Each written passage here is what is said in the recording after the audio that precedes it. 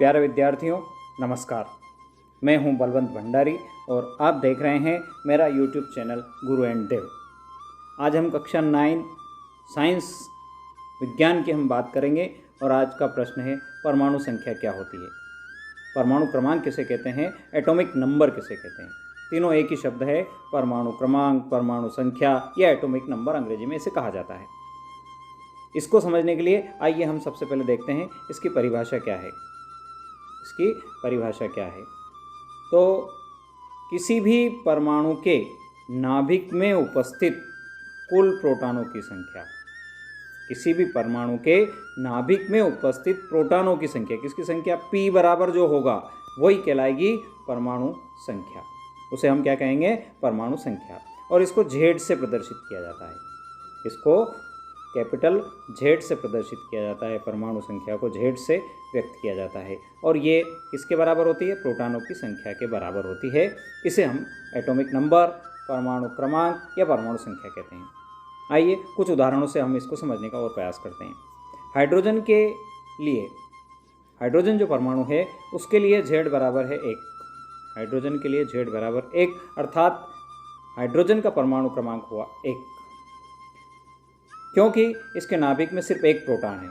इसके नाभिक के अंदर कितना प्रोटॉन है, P बराबर कितना है 1, अर्थात यही हो गया आपका Z बराबर 1। इसी प्रकार हम बात करते हैं कार्बन के लिए।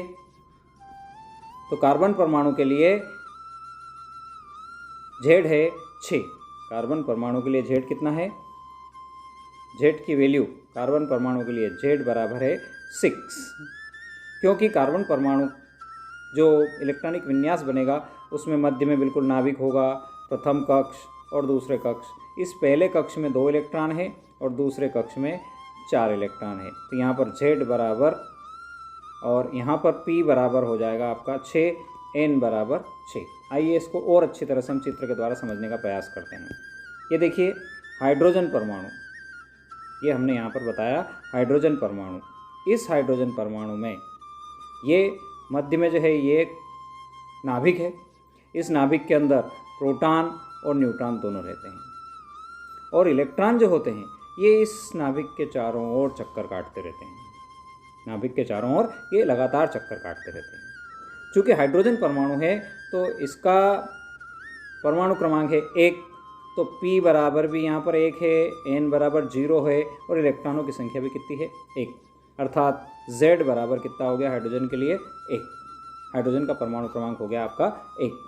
आइए दूसरा उदाहरण को समझने का प्रयास करते हैं। यह है कार्बन परमाणु।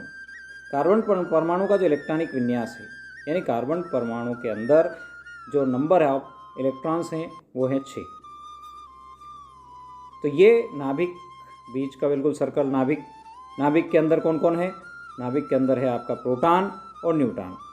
नाभिक के अंदर है प्रोटॉन और न्यूट्रॉन, 6 प्रोटॉन है और 6 न्यूट्रॉन है। हमने परिभाषा में कहा था कि किसी परमाणु के नाभिक में उपस्थित प्रोटॉनों की संख्या को हम क्या कहते हैं, परमाणु क्रमांक कहते हैं।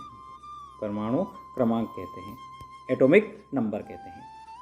इस केस में हमारे पास इलेक्ट्रॉन की संख्या है 6, प्रोटॉन की संख्या है 6 जो परमाणु क्रमांक कहलाएगी, और न्यूट्रॉन की संख्या है 6।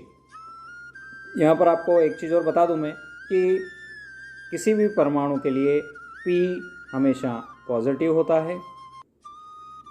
इलेक्ट्रॉनों की संख्या, जिसको हम आवेश की बात करते हैं, ऋण आवेश होता है इलेक्ट्रॉन के ऊपर, और N जो होता है न्यूट्रॉन, ये उदासीन होता है, ये उदासीन होता है, इस पर कोई आवेश नहीं होता है। अगर आपको वीडियो पसंद आया हो तो लाइक करें, शेयर करें और अपने साथियों को ज़रूर बताएं। ओके, थैंक यू, जय जिनेंद्र।